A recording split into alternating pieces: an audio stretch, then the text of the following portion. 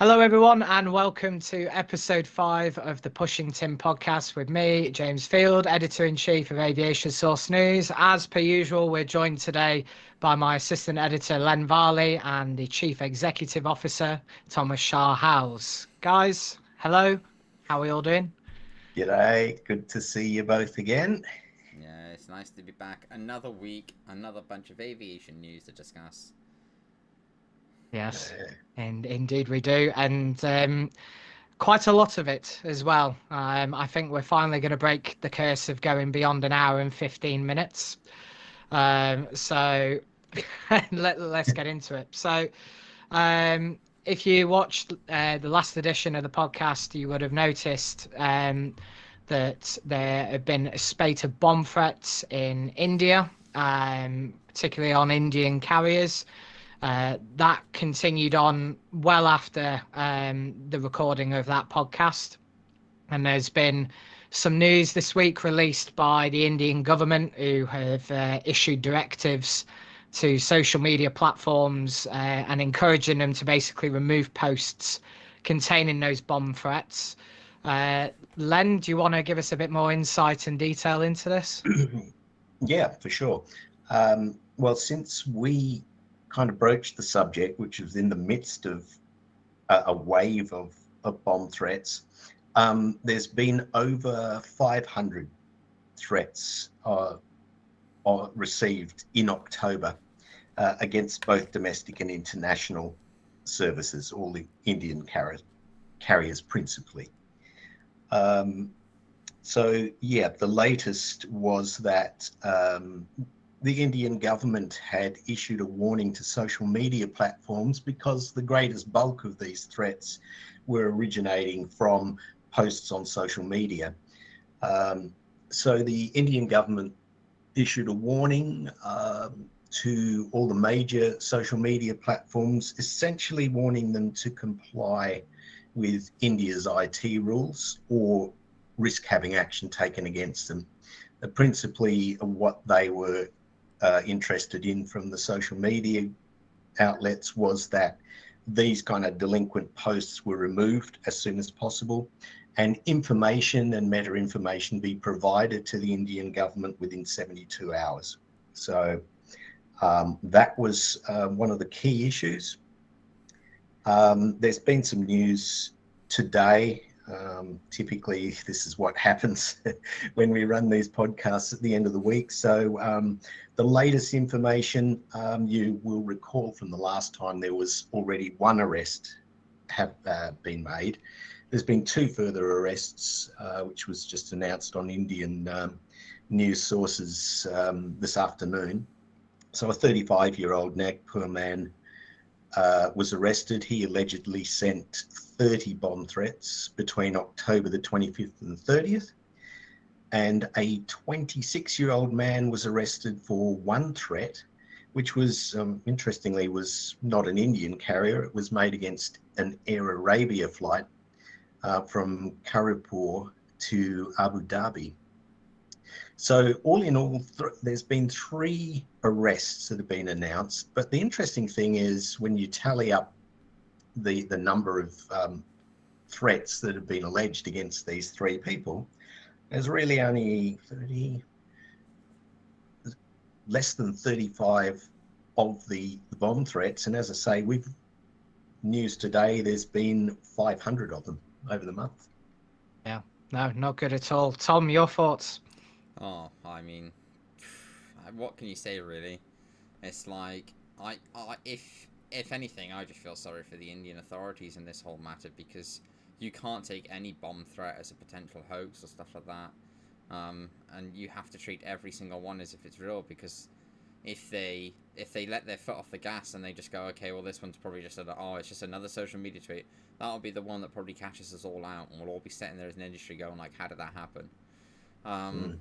But I think I sort of just go back to that point that we kind of echoed a week ago when we discussed it on our podcast. It's just, this just is not funny. Like, there are things which are humorous, there's things which people might do that they find entertainment and stuff like that, but to threaten to bring down a plane filled with people is just insane. Like, I can't comprehend it. And I think, if I'm entirely honest, it's a little bit sad that this is kind of what we've resolved to as a humanity, that like the idea of entertainment for a lot of people is to constantly claim that they're going to blow up a plane and they're going to bring they're going to bring people down, they're going to kill lots of people. I just don't understand it personally, and the Indian carriers, I feel really sorry for them. I mean, having planes constantly diverting, going to different airports, the constant quick reaction forces, the cost of having police deployed every time to check the plane. Because, of course, what many of our viewers maybe don't know, or many of our listeners don't know, is under the international, the ICAO, the International Civil Aviation Organization, they are lawfully required to inspect every inch of that plane every time it lands to just double check that that was indeed a hoax. They can't simply suggest the plane landed, no issues, it was a hoax, let's move on. They've got to check all the bags, they've got to verify passenger data, they've got to work out where people are coming to and coming from, and it's going to, honestly, it's just not funny, because this is going to overwhelm the system that they have in India to check these things. And I dare I even get this prediction correct, but like it could lead to something actually happening, because they're just so overwhelmed they can't see it coming quick enough. Yeah. And so this is just a really troublesome thing. I think, particularly when you talk about everything else that's going on in the world outside of aviation as well, this is just kind of the last thing you need, is the risk of aviation being attacked at this level. I know they always talked about cybercrime being the new crime of the future, but I never thought that social media would be the place that people would do it. I think people always thought it would be more like hacking and, like getting into systems, shutting airline operations down. But like this is a more effective way of stopping an airline from flying. Yeah. And so essentially, I think what we need to start saying is these guys they're not hoaxes. This is an attempt to hack the aviation industry in India. Yeah. And bring No, it it definitely is. Ultimately. Yeah, no, it definitely is. And I think, it's one of those where typically confidence in aviation, globally is at a high level, it's at a safe point. But there are obviously, a couple of variables that, can't stop, bad things from happening. And, you rightly say, all it takes is for the authorities to be overwhelmed, and then that's when the gap is opened. And, unfortunately, there are people out there that, will take, action like that and, create a real bomb threat, so it's sad. Like, I think, for the operations crews in all these airlines who've been trying to work out what I can imagine has been a logistical nightmare over the last 4 weeks, it's just crazy. It is insane. And, our best wishes go out to operations crews, pilots, flight attendants, ground staff, absolutely everyone that's, having to deal with this, what is now turning into an epidemic in India. It's just not good at all. But yeah. I know how the people that are doing it are found, are brought to account. Because, it's more the intent, I guess, is what we're all worried about behind it. It's like, it's one thing when it's a couple, like if it was a week, if it went on for a week with those 5 or 10, you'd think, okay, it was just kids misbehaving. For this to be going on near enough a month now, this obviously something bigger going on here that we're not quite alerted or aware of yet, and that's the bit I think that's most terrifying. Yeah. And here's a question I want to pose to you guys. Tom, you were talking about cyber threats, and you said you didn't think that they would come from social media. Do you guys think that we know the effect of social media, and we know that a post can be magnified by sharing, etc. Do you guys think that it's simply the fact that the accessibility with social media and the ability to mass share something can throw up a number of copycats? Yeah, absolutely. I think it's not just that. I think the whole policy of how easy it is to open and close social media accounts without the requirement of verifications of ID.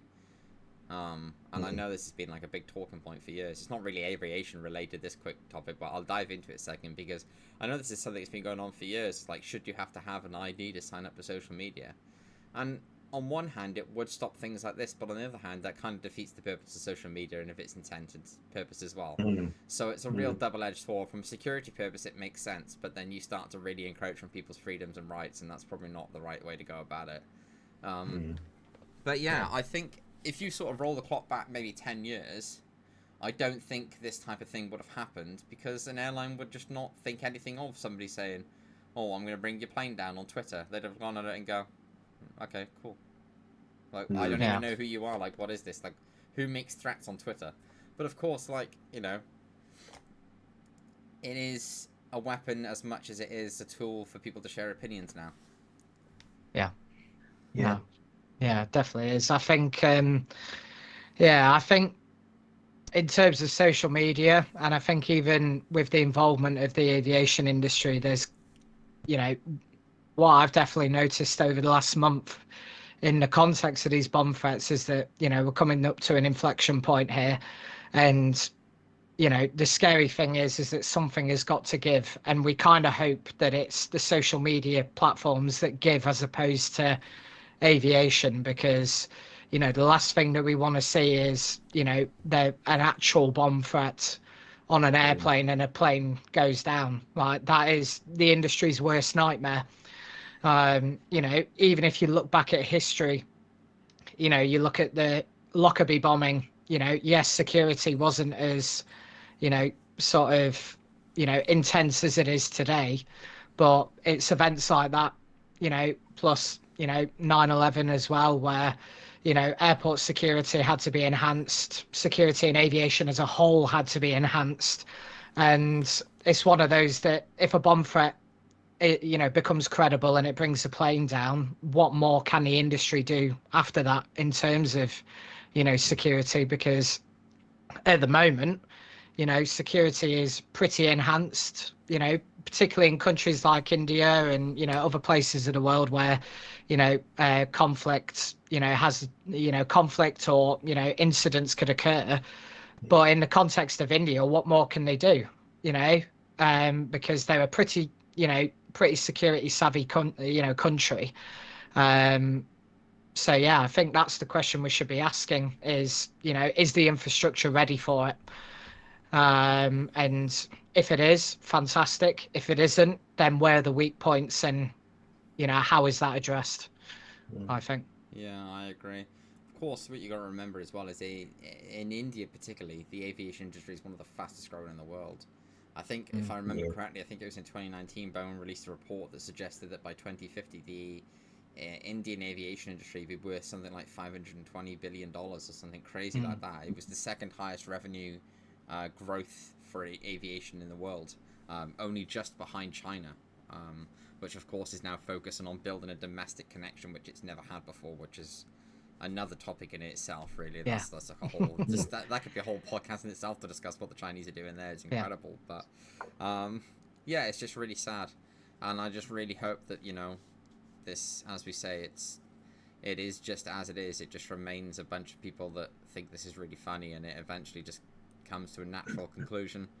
But of course, you know, as is per our job, Rota, we will continue to cover this topic and get into the details of this as much as we can, which you can see live all on the AVSN news website. So just head over to avsn.co.uk and you can keep up to date with all the latest news there. But yeah, very sad to see, very troublesome, and hopefully it comes to a nice, happy. I say happy as if like there can be a happy ending to this. I mean, when I say happy, I mean like nothing bad happens. You know, a suitable ending. A suitable ending. Yeah. That's for sure. Safe for everyone. Yeah, no, for sure. Well, so we may as well move on to our next topic, and this is going to include a lot of input from our resident Australian, Len. So just to give an overview, last weekend, Qantas operated the final Boeing 717 flights, which for me, as someone that, you know, likes, you know, the older heavy metal, you know, sort of aircraft, was sad to see. Qantas replacing these aircraft with the Airbus A220, some of which have been delivered already. But Len, do you want to just give us a, you know, a big overview of this? Sure. Yeah. Well, something of a bit of an end of an era for Australian domestic and regional aviation is the pensioning off of the 717 Boeing 717 aircraft. So yeah, as you said, James, the last flight was QF 1511, which operated from Sydney to Canberra. And for all the Australians that are listening, it reminded me of the iconic Cold Chisel song, "The Last Plane Out of Sydney's Almost Gone." So yes, that was operated by the last 717, which was VH Yankee Quebec Sierra, YQS. The 717s are a bit of a unique aircraft, I suppose. There were only 156 of them manufactured out of the Boeing Long Beach facility. I believe Qantas Link actually operated the last 717 which rolled off the production line. There are in fact only Qantas Link was one of 3 airlines that were operating the 717. So the last 2 remaining airlines now are Delta Airlines and Hawaiian Airlines. Delta actually has 80, I believe, in their fleet at present count.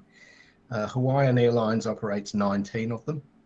So they're the 2 last operators for the aircraft. The aircraft became quite iconic in the skies in Australia.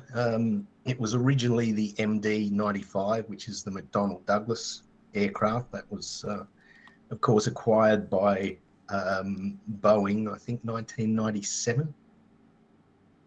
So yeah, the 717 was affectionately termed the Mad Dog in Australia, largely because it had massively powerful engines. I think it operated, I might stand corrected, but it was Rolls-Royce turbofan engines. So for its size, they were quite powerful and had a very distinct sound. So I guess to Aussies, that makes it something of an underdog or quite unique. So yeah, it was very much a sense of an end of an era. The 717s operated with Qantas Link for 11 years, but they were originally owned by an operator called Impulse Airways, which was acquired by Qantas back in 2001. So they've come from the Impulse Airways era. They were deployed to Jetstar and then ended up with Qantas Link. So yeah, the end of an era, but it also heralds the start of a new era with the Airbus A220. So Qantas is the first and only operator of the A220 at the moment. Yeah, no, brilliant. And I think just some stats in terms of Yankee Quebec Sierra. So during its operational service, it completed over 15,000 flights and transported more than 1 million passengers across Australia. You know, you can imagine with the other 717s in the fleet, well, that were in the Qantas Link fleet, that, you know, the stats were pretty similar in that regard. So yeah, definitely end of an era. Tom, your thoughts? Yeah, complete end of an era. Do you know what, honestly, I'm kind of surprised it took them as long as it did to retire them. Because I kind of remember that really iconic photo. I don't know if you all remember, that took place in 2021, where when COVID happened, Qantas had lined all their 717s up right next to each other down the length of the runway. Right. It's that very iconic photo that sort of done the loops. Is that became such like a symbol of the reality of where aviation was at. But yeah, it kind of I think in a way, right, I think the 717, just hear me out on this a little bit, I think it kind of ultimately makes us realise just how much of a life cycle the 747 had as well. Yeah. It almost feels like natural that the 747 went first a little bit, because it feels right for the 717 to go now. Yeah. No. Personally, I've only does. ever flown on one once, and I didn't particularly enjoy it. I thought it was incredibly loud and obnoxious. It was just like, but I don't know. It was ultimately, it was just a really good aircraft, wasn't it? Like, if we're being really honest, like I don't want to give Boeing and McDonnell Douglas too much credit because, you know, I don't like to, you know that, but I Oh, come on. it was a good plane. It was Yeah. basically like they took the VC-10, didn't they? And they just improved it and they made it so much more Mm, efficient and better in every single way. One yeah. of them being that this one could actually get airborne. Blimey. Yeah. Blimey. Good Jeez. grief. Tom's kicking off. Yeah, Tom, yeah. And this is the segment of Tom kicking And off. this is in fact water. Yeah. Yeah. I've never seen Oh, water called Stolichnia. yeah, yeah, literally. Oh, good grief, good grief. Um, yeah, so definitely end of an era. But I tell you what, those A220s with Qantas, especially in the special liveries, they look pretty damn good indeed. Yeah, I think it was one of them was based off the sort of indigenous communities in Australia. Len, have I got that right? Yeah, yeah. Well, the kind of the green and yellow sort of dot style that they're adopting is a really a shout out to the indigenous sort of communities of Australia. So that's a nice touch too, I think, with Qantas. But very interesting with the A220 is they've also Qantas have launched it on its first international operation. So it's now flying the Darwin to Singapore route. Oh wow. Okay. Mm.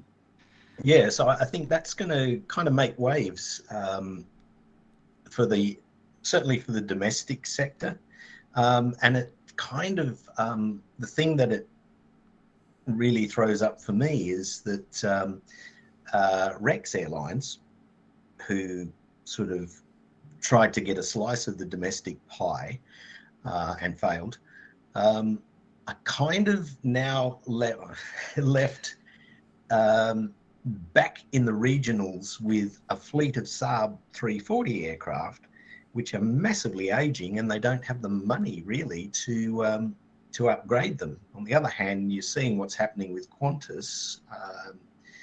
They're going through fleet upgrades and renewals, bringing in the A220, and I think that's another kind of thorn in the side for poor old Rex.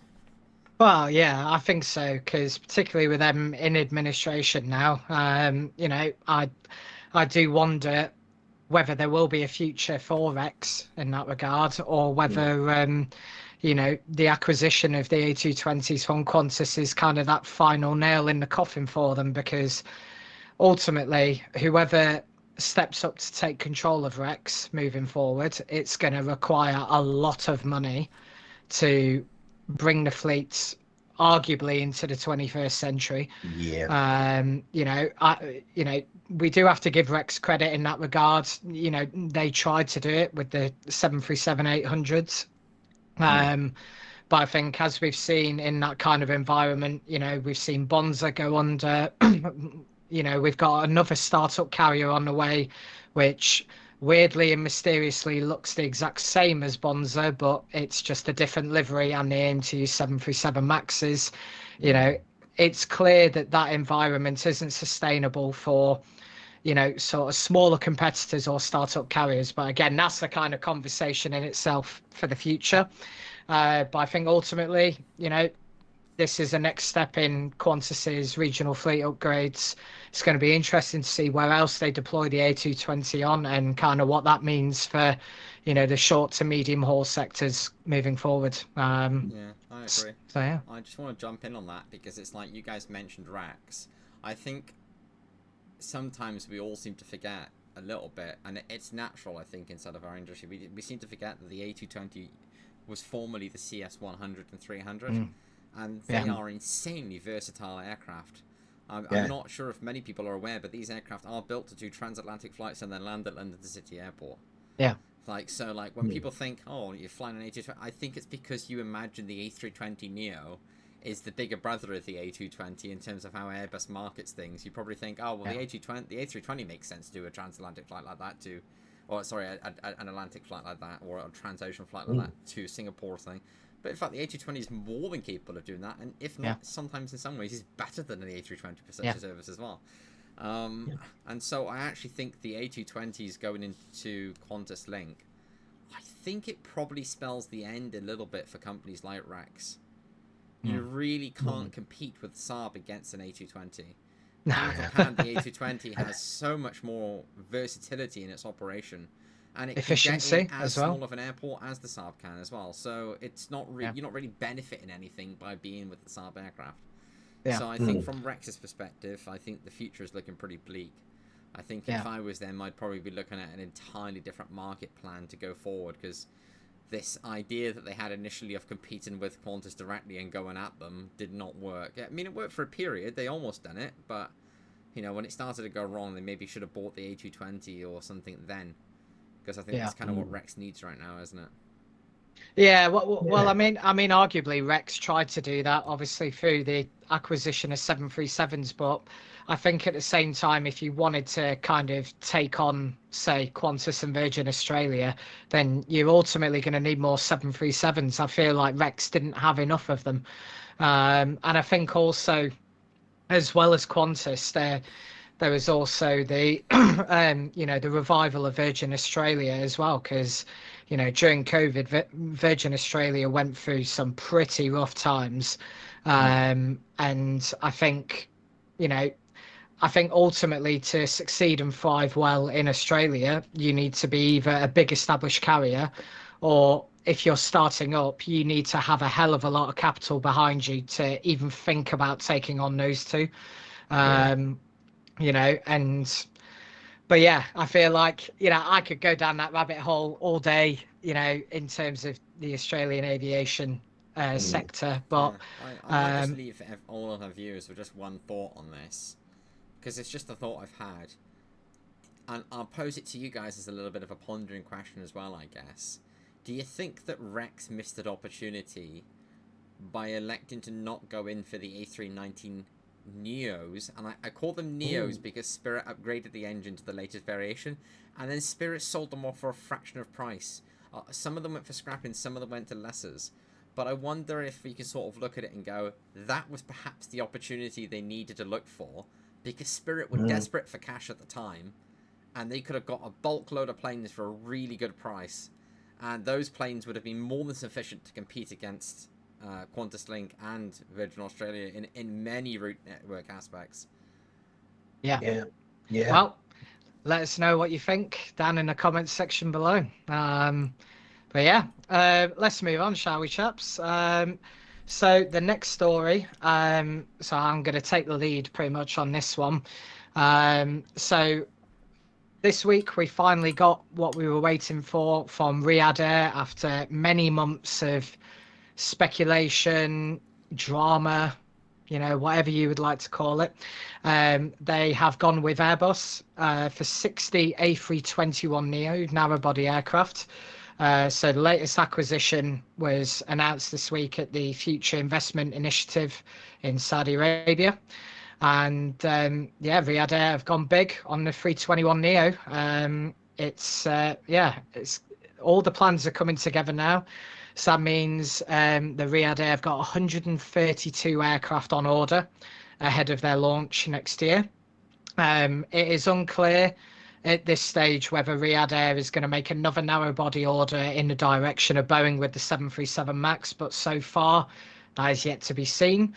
Tom, what do you think of all this going on with Riyadh Air? Where do I begin? Here we go. Well, let the Boeing bashing begin. Oh, grief. I mean, let's be honest, was there any doubt? Was there really any doubt that it wasn't going to be an Airbus order? Well, arguably at first, yes, because obviously they went for the 787 on the wide body front. I know, so... but going for a plane that can fly is not great for one that constantly gets grounded as a comparison option, is it? Wow. Well, I'm just saying, it's 737 MAX. I think, you know, if you were to look at the statistics, that plane's probably got more ground time than any commercial jet before it. Yeah, I mean, you're probably not wrong there. But no, you know, Boeing bashing aside a minute, I mean, I think it's incredible for Airbus. And can I just say as well, I don't know if anyone's seen it, but if you haven't seen it yet, I would highly recommend you go and look at the livery. The liveries look stunning on them. Outstanding. They look outstanding. That might be the best A321neo I've ever seen in my life. Yeah. No, it definitely is. Like, I cannot wait to see that in person and actually like fly on one, because they look incredible. It is. I think even both the color schemes, you know, both of them are just insane. Yeah. They're so good. I don't know what it is about Middle Eastern carriers. They've taken the concept of Euro white and they've embodied this color vision with it, and it's perfect. Meanwhile, you know, BA just white, blue, British flag on the tail. We're so boring as a country, aren't we? It's just so boring. EasyJet, all orange, done. Yeah, I really don't want to say too much here. Well, look, you know, even if you're an Aussie, Len, you could definitely comment on how boring our airline liveries are. We'll give you a pass. They don't exactly excite you, do they? It's you know what I mean. You go to any airport in like the UK and you sit down.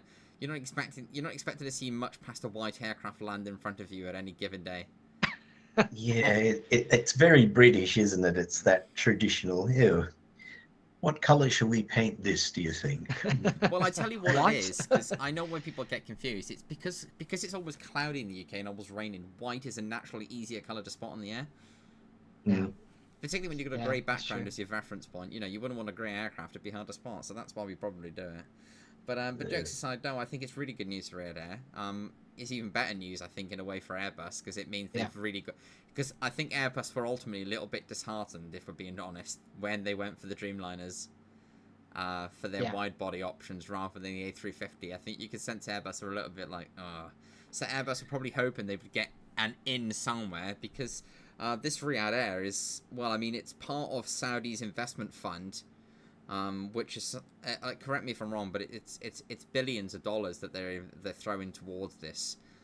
This aviation growth industry that they're sort of pushing right now, and so I think from an Airbus perspective, I think they'd be really happy to get in there on the ground with the A321neo, and it's a really versatile. That's my new word of the day. It's a really versatile and really effective aircraft for I think what Riyadh Air are going to be doing in terms of operations. I suspect that these aircraft will completely cover the Middle Eastern network, and they'll likely start taking on Kuwait and Gulf Air directly. For competition in those sort of like those Middle Eastern connection services that they tend to run in that area. So yeah, I mean that's kind of my thing. I think it's pretty decent. And I mean, this airline's less than a year old now, 2 years old tops, right? Yeah, about 2 years old. 132 aircraft on order. Yeah. Well, I mean, that's you know you we were just talking about Rex struggling to get a couple Saabs and maybe an A320, and we're talking about Riyadh Air. They go, 132 planes, we're not even flying yet, mate. It's Gucci. I think you know, I think it ultimately, you know, ordering that much sort of, I'll call it firepower as my word of the day. You know, this much firepower is part of what Tony Douglas, the CEO, has been saying all this time.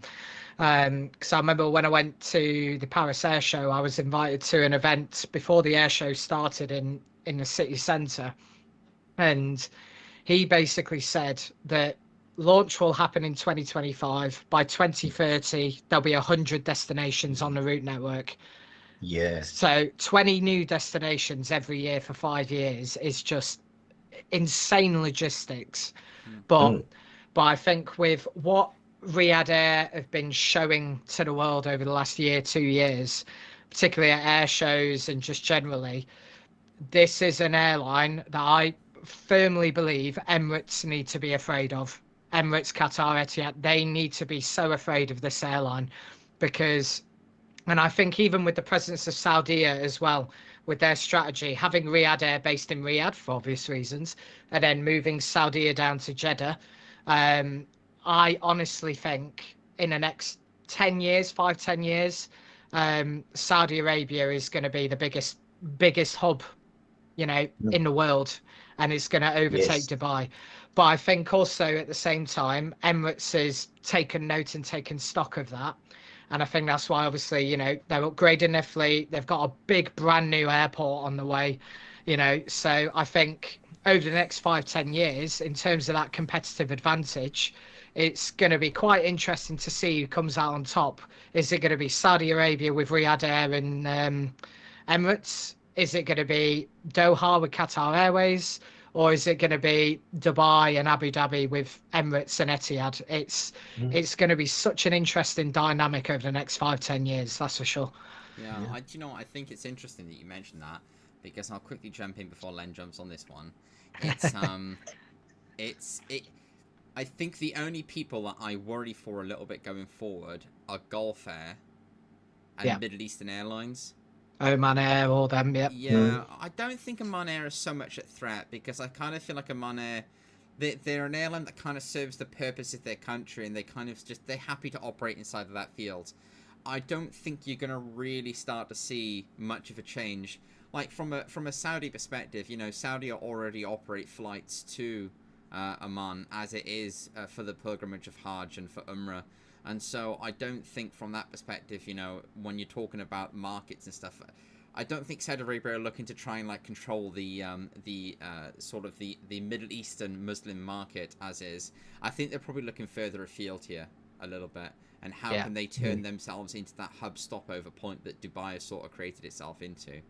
But I think you're right. I don't think you can count Emirates out of this. I think where Emirates probably has the edge on them right now is Emirates is already far larger and more established. And I think 100 A380s definitely puts you in the bracket of being the largest carrier in the globe. And I know they're not the largest carrier in terms of fleet size, but I think it's the way that Emirates operate their network. I think if American Airlines didn't have a domestic fleet, they wouldn't be anywhere near the size of Emirates. And so it's that important differential that people sometimes miss, is like if America wasn't so large on its landmass, Delta, American, Southwest, they wouldn't be the largest airlines in the globe. They wouldn't even touch the gloves of Emirates if they didn't have that domestic service to operate inside of. So from that perspective, I think Emirates will probably be fine. But I agree. I think from an Emirates perspective and from an Etihad Airways, you want those A350s now, and you want those 777Xs yesterday. Yeah, literally. And I think what is also going to be an interesting question, particularly with Riyadh Air and the 321neos, particularly in Saudi Arabia, you know, you've got the likes of FlyAdeal, FlyNAS, you know, obviously they're low-cost carriers, but I'd be curious to see what the strategy in terms of pricing will be for Riyadh Air, whether they'll just take, you know, say an Emirates approach in terms of pricing, and, you know, because of the product offerings that, you know, that they want to go for, whether they'll be able to sort of supersede that low-cost market. I'd be curious to see that on the 321neos and kind of what their business class offerings would look like, because I'm not sure whether you two, say for example in Europe, ITA Airways with their A321neos, their business class cabins are just outstanding. And I wonder whether Riyadh Air would take a bit of inspiration from the ITA cabins and maybe go for something like that on those sort of shorter, either domestic or, you know, going into neighbouring countries. I'd be curious. Yeah, I think they're, as far as market entry is concerned, they're kind of launching at an opportune time when really premium product is the flavour of the month, isn't it? So they're coming in with a market demanding or with a taste for premium product. I don't know what I was quite impressed that they're planning, and I believe they'll do it, 100 destinations in 5 years. I don't know where those destinations are, but I think they're certainly launching at I would say, a very opportune time. Yeah, no, they definitely are. Obviously, the route network is something that's been kept quite close to the Riyadh Air chest at the moment. But we are expecting announcements pertinent to that maybe at the start of the new year. But either way, though, I think, as well as Riyadh Air, what the Kingdom of Saudi Arabia is doing with the Public Investment Fund, particularly with what they call the Air Connectivity Program.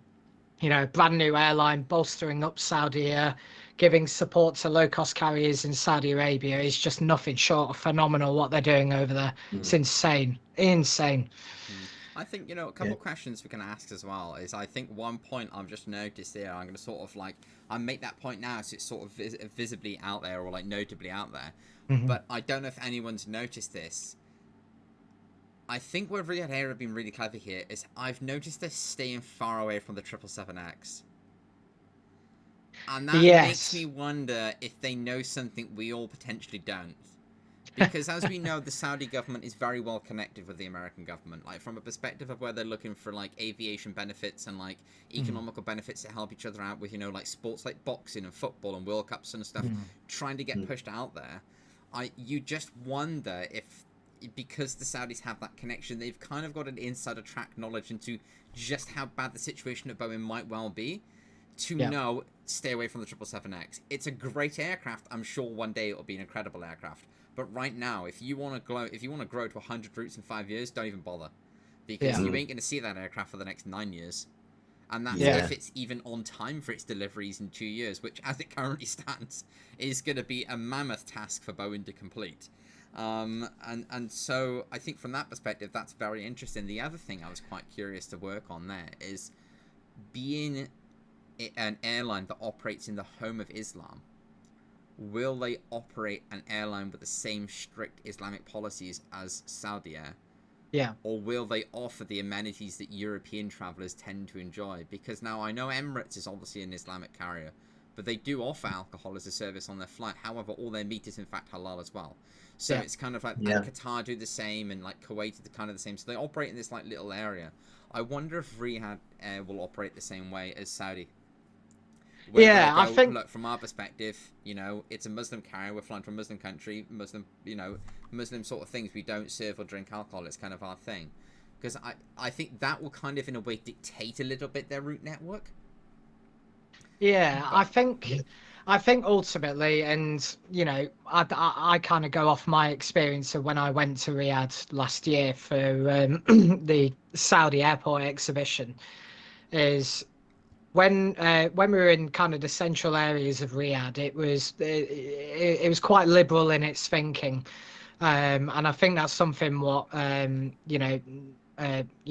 the Prince, bin Salman is wanting to sort of achieve, is a bit more of a liberal approach when it comes to tourism, and kind of other ways of life in that regard. So that would be a curious aspect to see how that is, sort of placed on the Riyadh Air model, because, as you rightly say, Tom, I experienced that on board Saudi, where, where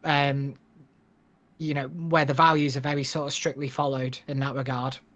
And I think it's going to be interesting, I feel, because I feel like Riyadh is becoming quite a liberal area in that regard. So I wonder whether that will then be passed on onto the airline.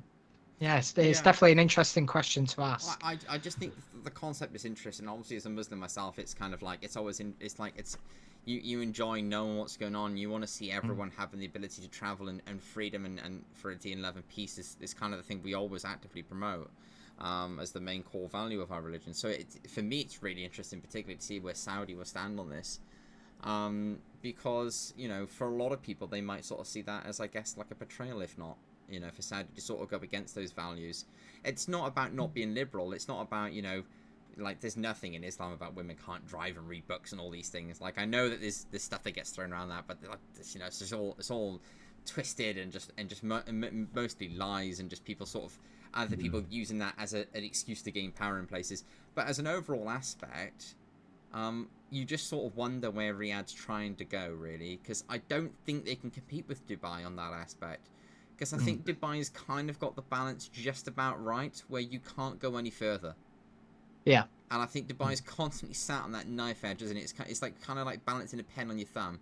It's like it can go either way with just the smallest little, adjustment. You think with Dubai, they've really balanced it just about right. But I sort of, my point is being like, do you think Emirates would be as successful as it is if it didn't have the bar on the back of their A380? Yeah. Because it's a nicheable talking point, isn't it? I remember when Virgin first introduced those on their planes, and people thought it was the best thing since sliced bread. They were like, oh my gosh, I can socialise and get drunk outside of my seat on a plane? What is this?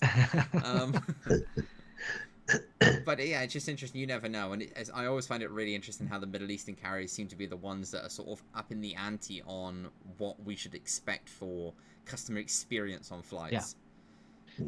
No, for sure. And I mean, I think probably what we see over the next 12, 18 months from Riyadh Air, from, first flight to, obviously the first 20 destinations that get released into the network. I think that will give us a better understanding of, the sort of clientele they're aiming for, what markets they're seeking to, sort of bring into Riyadh and, the wider areas of Saudi Arabia as well. So it's definitely going to be the case of watch this space. And I feel like that's also a theme that Tony Douglas has been, kind of promoting over the last 2 years is, okay, there's only so much I can tell you, but just watch this space. Just let's show you how we're going to develop this airline into, one of the greatest, but yeah, very exciting times ahead for Riyadh Air. And yeah, let's go into our Boeing segment, as we seem to be talking about Boeing every single time that we're doing this podcast at the moment. But again, the news keeps coming in. So this time, the Boeing workers, so within the Machinists Union, they are set to vote on a new contract offer to end the strike action, which has been going on nearly 2 months now. So, Len, do you want to give us a bit of insight into this new contract offer? Yeah, sure. Coming up today was the latest news or latest update on the situation. So 33,000 striking machinists with Boeing are now going to a vote on Monday to hopefully ratify the latest Labor proposal that's been put forward, or that's been negotiated, I should say, between the union and Boeing. So the latest contract offer to the striking workers is essentially a 38% pay rise over 4 years. That's up from the 35% that was rejected last week by 64% of a vote by the workers. That brings it a little bit closer again to the original request by the union for a 40% wage rise. So 30%, a 38% rise is on offer.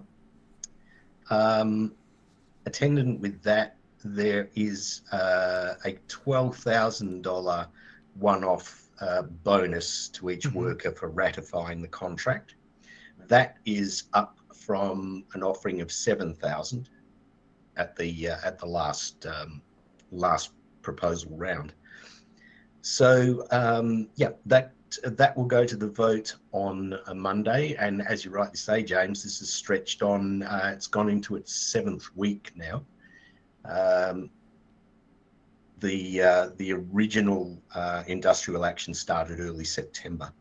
Yeah. So hopefully, I think there's some sense of positivity that they'll get it over the line this time.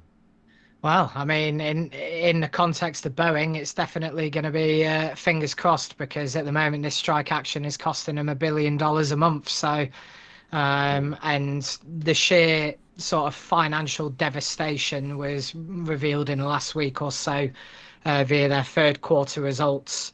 It was pretty horrific reading. Probably even more so for Kelly Ortberg and the board at Boeing. But yeah, the 3rd quarter results basically highlighted what we kind of expected as a result of this strike action. you know, just really, really bad losses. The cash flow is not great. You know, the negative cash flows resulted in Boeing having to go to the banks for more money. It just seems to be this revolving door of devastation at the moment. And I will hand this over to our resident Boeing basher, Tom Howes. Let's go for it. All right, let's get on with it, shall we? Where do we begin? We can start with that Brian West. Oh, grief, God. No, I joke. I mean, to be honest with you, right? Do you know what I thought was really interesting was Kelly Ottberg coming out and like it's interesting to see the CEO take such a forward stance in negotiations with unions. I think that really highlights the level of the issue they found themselves in.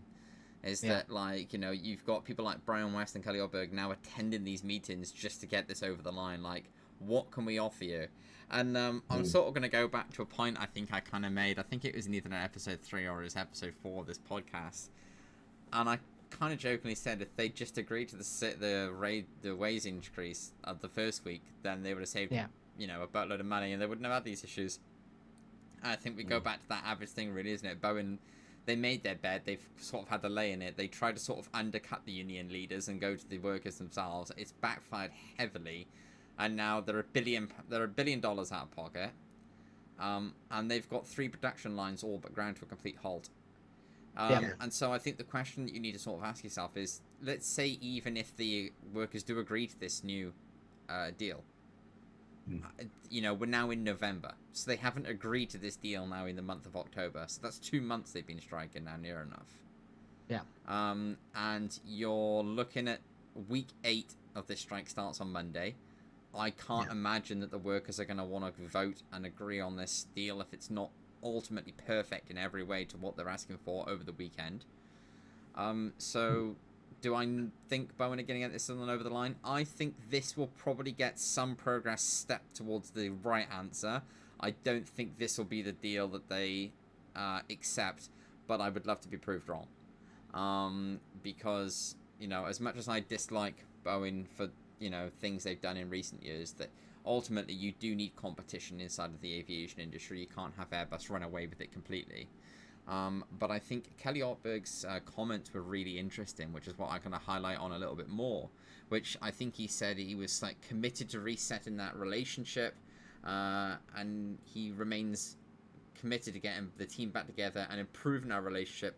It's interesting, they keep using these words like relationship and connection. That's how they were defining themselves with airlines as well. If you remember, they were like, we have to build our relationship with our customers again, we have to build a relationship with public safety again. They sort of keep throwing out these corporate words as if it's somehow gonna just, everyone's gonna forget what's happened and we'll all just move on. But I think it goes back to that point that I kind of made originally. Like, I think that the issues with Boeing sort of lay at the board level, and the shifts needs to happen there. The change has got to happen there, because even if these workers come back, they're going to come back and they're on more money, but that doesn't solve the issues that Boeing are facing. Like, I think people need to remember that the strikes were not the reason that Boeing had issues with their planes. They were a consequence of Boeing having issues with their planes because workers were being ignored and suppressed for having their concerns about it. So I think an important aspect of this deal is going to likely be whether Boeing makes a huge culture shift in workers having the ability to come forward and be like, listen, I've built this plane, whether it be a MAX, Dreamliner, whatever it is on the production line, I think something's wrong with it, we should take it back in. Will the Boeing culture change so they go, okay, we need to take this back in and have a look at it, something might not be right? Because previously what they've been doing is like, no, it's fine. Yeah, and like, look how that turned out. It's fine. And we've seen door blowouts, Dutch rolls, faulty rudders. I mean, like, countless problems, you know? It's not necessarily to say that Boeing built the parts and therefore Boeing at the fault, but Boeing are assembling all the parts and they are tested when they're putting in planes. And so, like, if there is an issue and the engineers are coming to them with issues... But, yeah, that was interesting to me. And the other thing I thought was really interesting is I noted that he sort of mentioned the fact that it was so much easier to shut things down than it is to turn things on. Yeah. And I think that's a really key point as well, because even if these workers agree on this deal and they go back and work Monday, Boeing have got 7 weeks of backlogged aircraft engineering programs to complete on. And that is at best 3 aircraft, 4 aircraft tops. because all those parts have now just been sat in a plane in a production facility and not been touched for 7 weeks. So they're all going to need to get retested again. Yeah. And that's going to take a while. I remember when do you remember when the Maxes got grounded? They had to retest every single Max with the upgraded MCAS program, and they worked it out to be it was 150 hours per aircraft. And somebody was like, "Oh, it's not that many planes," and then somebody worked out the calculation of something like 4,800 aircraft had to get that test fixed. And I was like, "Mate, that's a lot of planes. That's a lot of time. 150 hours. That's more than a working week almost." So it'd be interesting to sort of see how that goes on, and supply chains as well. I guess the thing we don't really remember at times when we're talking about Boeing is, as broken as Boeing is, as corrupt it might have been in recent years, the people that are feeling this pinch the most right now are not going to be Boeing. Boeing are feeling the pinch, but it's actually going to be the guys that provide Boeing the parts, the nuts, the bolts, the mechanisms to build the landing gears. These guys have got no customer to deliver to anymore. Yeah. It's those smaller companies. And that's the bigger issue. Because if those smaller companies can't survive because Boeing's struggling, then Boeing's in real big trouble. Because now Boeing's got to go and find another supplier to bring parts that are specific to their company in. So I think the logistical challenge is probably more of a headache than getting the workers back in work. Well, I think not just a headache, but I think a recurring nightmare. Because I think even if you look on the the other side of the spectrum with Airbus, yes, they're having a great year financially. They've delivered a lot of airplanes up to now already, but that is also Airbus trying to fight with their own supply chain issues as well, and some of them interlink with Boeing as well. So Spirit Aerosystems, for example, Boeing acquiring Spirit Aerosystems isn't as straightforward as what people think it is, because Airbus also acquire parts off Spirit Aerosystems. I think particularly for the A220 in Northern Ireland, I think it is, like, really specific. So, there are supply chain issues all across the board. Obviously, for Boeing, that feeling is probably a lot more elevated compared to Airbus. But, I think coming back to, the strike action, I think, Boeing have got to have any part of their body crossed that this is going to go through. Otherwise, the longer these delays go on, the longer they'll have a substantial backlog to fill, and the more agitated customers will get, I believe. So it's going to be interesting to see what happens on that front. Yeah, well, Kelly Ortberg hails from a supply chain background himself, and just as Tom touched on, the thing that struck me was his observation of, like, going forward. The quote that Tom used: "It's much harder to turn this on than it is to turn off." Yeah. So it's something that we don't think about, but that's the next step, is starting the machine again to dumb it down. So it's going to be very interesting to see. I'm going to put it out there and say I think this one will get over the line. You reckon? On Monday? I think so. Wow. Okay. Wow. We'll definitely catch up on those predictions for next week. Tom, what do you think? Do you think it's going to go through, or do you think it's going to get rejected? I'm really apprehensive about it. I personally, I think, if I'm being honest, I don't think it matters a darn bit whether it goes through or not. Okay. That's my honest opinion. And the reason I say that is I don't think the issue is the workers striking. The workers strike, getting past that small hurdle, it just unloads the floodgates to the issues that the workers strike is holding back right now, really, doesn't it? You've got to sort of look at it as, for as long as the strikers aren't working, Boeing don't need to address the other issues that are ultimately going to come when you have workers back in your factory. Yeah. And that's that you actually need something for them to do. Right? Yeah. And I know everyone's going to be like, well, they've got planes to build, but it's just not that simple. As we just discussed, there's a whole logistical thing that needs to go into this. And, everything has to be ready for those workers to come back. So, yeah, they might well agree that deal on Monday. And, we'll see what happens. I personally don't think this one will get over the line. I think it will get partially accepted. And they'll agree to go back to work on the condition that other conditions are later met. Yeah. Because I think Boeing are going to sort of say, look, we agree to all of these terms, but it's got to look like this. We don't have the cash to pay you all this right now. Yeah. And so from that perspective, I think the deal in of itself is not the thing that's going to get over the line. I think a mediated middle ground might be the thing that gets people back in work on Monday. But I was just sort of making a note of something there because it was something I just thought about. But if we consider that this delay, these strikes have now cost Boeing 7 weeks, and they're going to like touch an 8th week, right? I wonder what that looks like on the back end for delivery delays, because if you imagine all the aircraft that were partially built or about to be built were due to be built in the last 2 months, if those aircraft are now delayed by 3 months, does that then mean that a plane that would have originally been delivered in, like, this, say, July of 2026 is now not going to arrive until January of 2027? Yeah. And from an airline perspective, that's a big problem. Because, a 7-month delay for a new aircraft is a huge task to undergo and underfill. And it's not like these air lease carriers are like laughing away because they're going to be like, oh, well, great, you come to me. They don't have aircraft either. Yeah. So it's, ultimately, we're going to get to a point where airlines are going to go, right, that's it. Everyone's ticket price is going to have to go up. Yeah, I think it's definitely going to be an interesting dynamic because obviously we've seen some airlines already over the course of this year already unveil delays. So it is definitely going to be an interesting one to watch.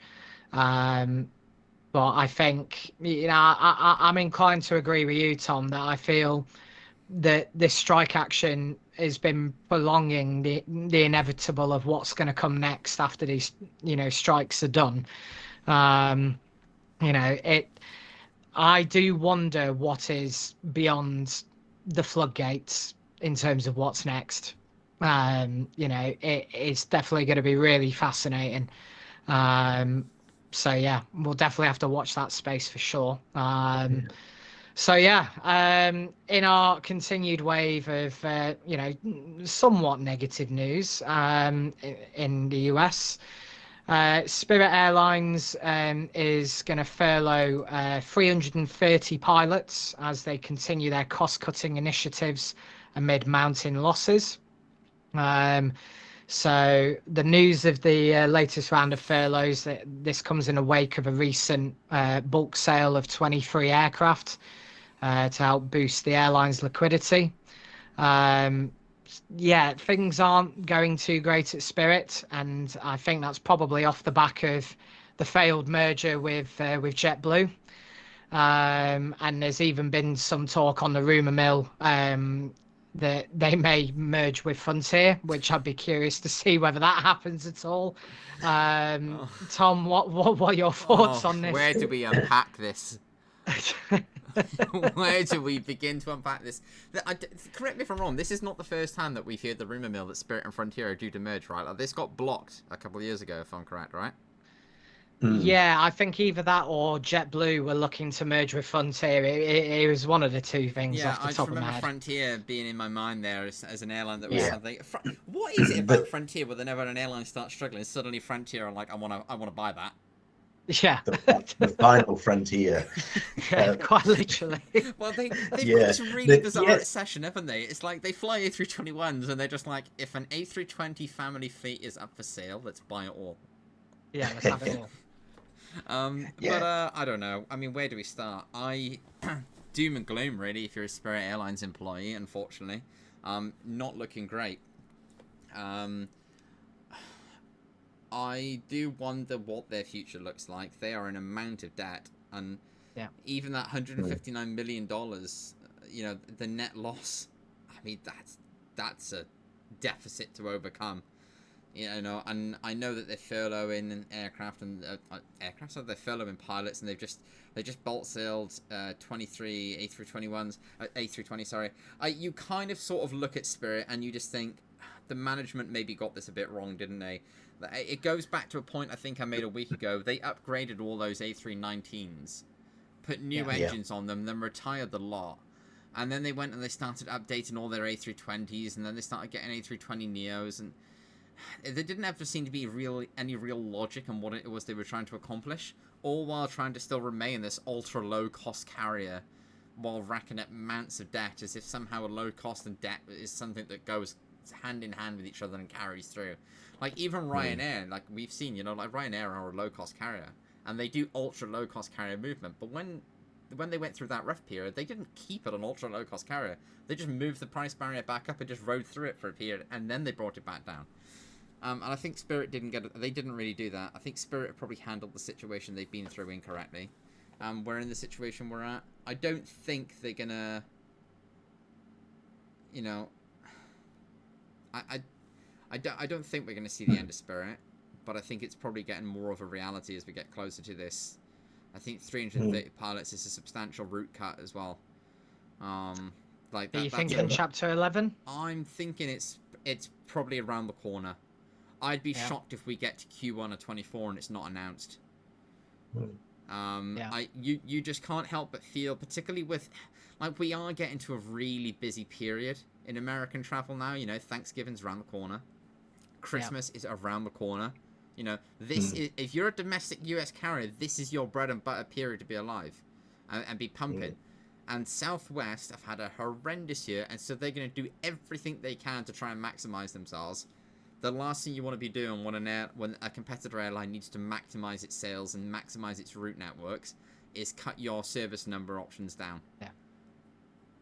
Because Spirit don't operate, like particularly with some weather and stuff like that. You consider that, let's say these 330 furlough pilots only mean that they lose half, like they lose, I don't know, maybe 5% of their daily services across the US.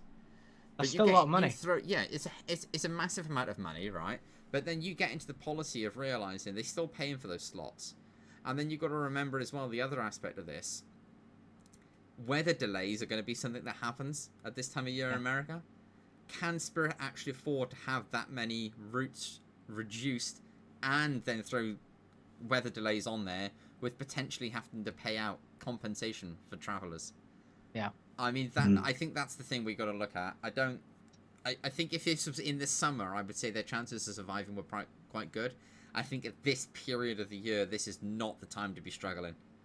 No, air travel is already high demand, high impact, like low cost prices right now. And I just worry for Spirit. I do worry for them. I really worry that they're going to see this one through. Yeah. Len, what do you think? I think the Spirit situation is quite a complex one. I think there's been a whole number of working parts that have contributed to where they are right now.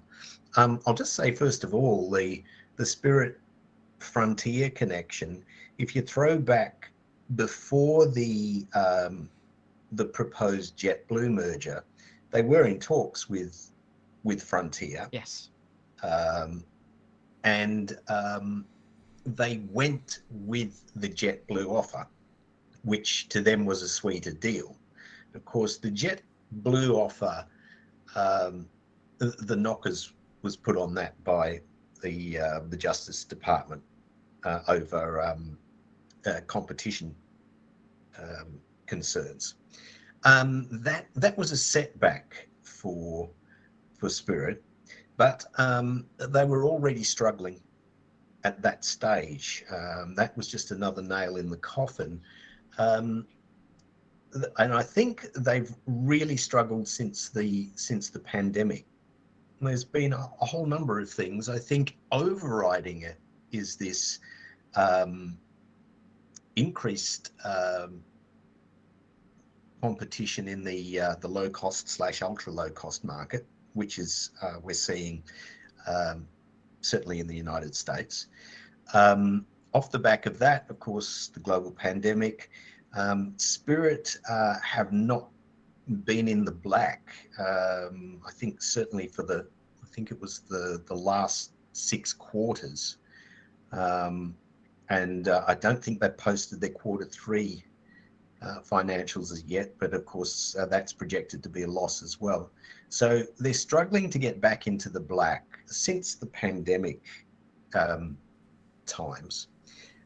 They, of all the US carriers, were one of the worst hit by the Pratt & Whitney engine issues as well. So that certainly played into it. So there's been a whole range of factors, which has led us to where we are, I think, with Spirit. But yeah, where do they go from here? Is it the next step of Chapter 11? Yeah, no, for sure. It'll, obviously on the Aviation Source website, we'll keep you up to date in terms of what's going on with Spirit. So let's move on to our kind of final 4 stories, which I'm just going to put all together. Just sort of quick highlights.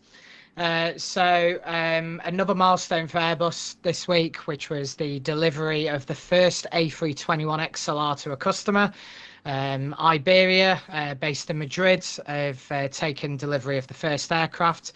It is key to note that it was supposed to be Aer Lingus, but Aer Lingus were fighting with the pilot unions, which meant delivery timetables slipped. So IAG took the decision, right, enough's enough. Iberia is going to have it instead.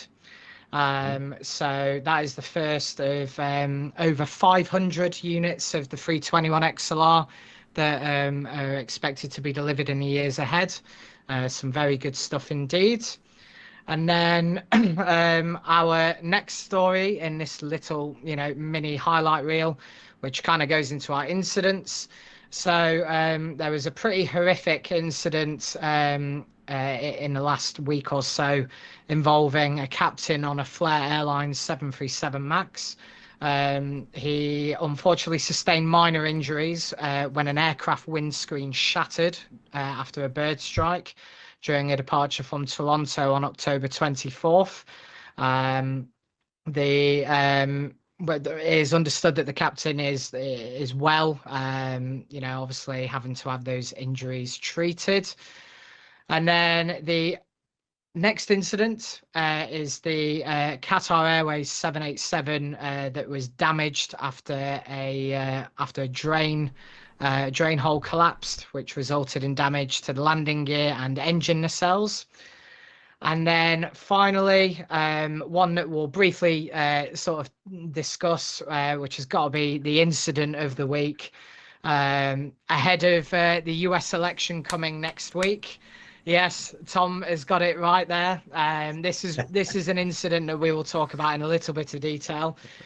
So 2 women were removed from a British Airways flight at London Heathrow bound for Austin after a brawl broke out between those 2 passengers over one of them wearing a Donald Trump Make America Great Again hat. I feel with the election next week, I feel like that's a good story to sort of end on, chaps. So basically this incident occurred before boarding. Despite this, according to sources, it is understood that the passengers were allowed to board despite this, which, I don't know whether that's just typical British Airways or whether, that is a surprising element. So the brawl occurred outside the airplane. They were allowed to board. And then the arguments continued in the premium economy cabin of the BAA 350. And following that, the captain obviously noticed what happened. He said enough was enough. The 2 passengers were removed by the Metropolitan Police. They were questioned. Both passengers have accused each other of a fray, and the Metropolitan Police have said that inquiries are ongoing at the moment. So, chaps, I think the question to you, it's a great little story this ahead of the US election next week. Yeah, it's a great hook for the US elections, isn't it? Certainly is.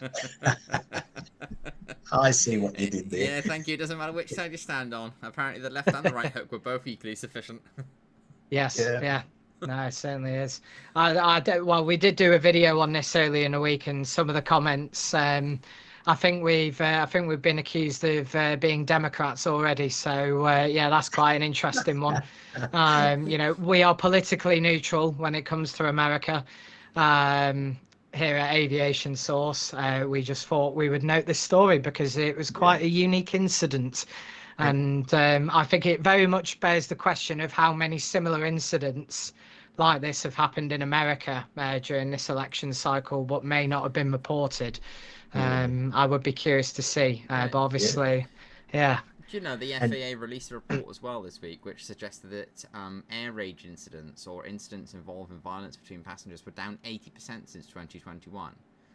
And yet, what's interesting about that is there's still been over 1,000 reported incidents already this year.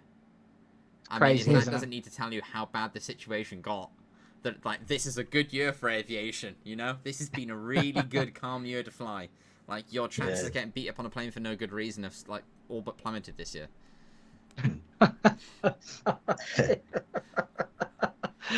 Wow. Well, that's a great top tip. And you know what struck me, the cutest thing about this story, although it's about Americans, was the British take on it. Yes.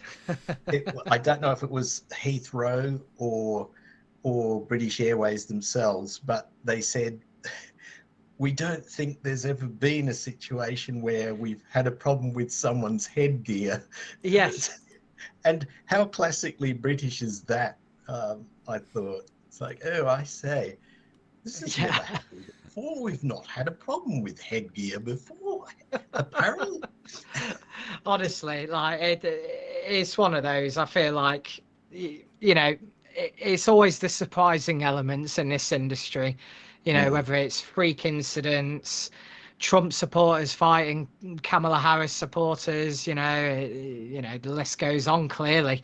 But yes, we thought we would, you know, bring that up as our little final story to end this podcast. We would like to wish those voting in, you know, in the US well for the election next week. It should be a very interesting turn of events in, you know, in the days ahead.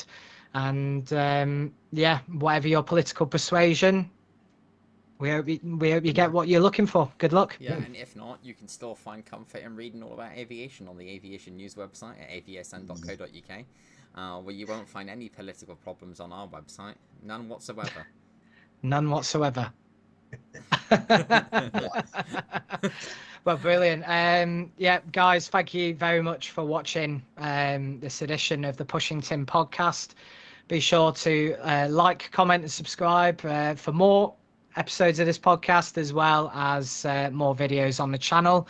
And I will hand over the incredible eco program initiative to my my good colleague Tom. Every single day, aviation outlets around the globe are plastering you with ads and plastering you unnecessarily with, like, you know, subscriptions and stuff like that. But at Aviation Source, we don't do that.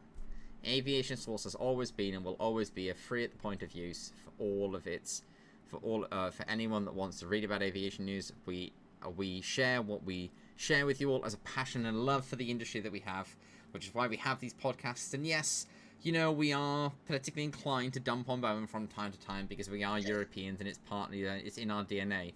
But we do it because we believe that aviation should be free and accessible for all.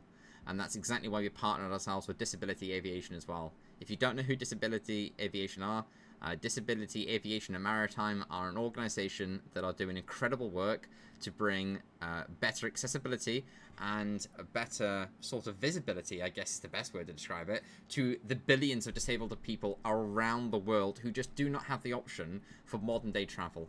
They don't have the ability to get on a plane and go wherever they want. They don't have the ability to go through an airport without issues. Wheelchairs are damaged. It's just a nightmare for them.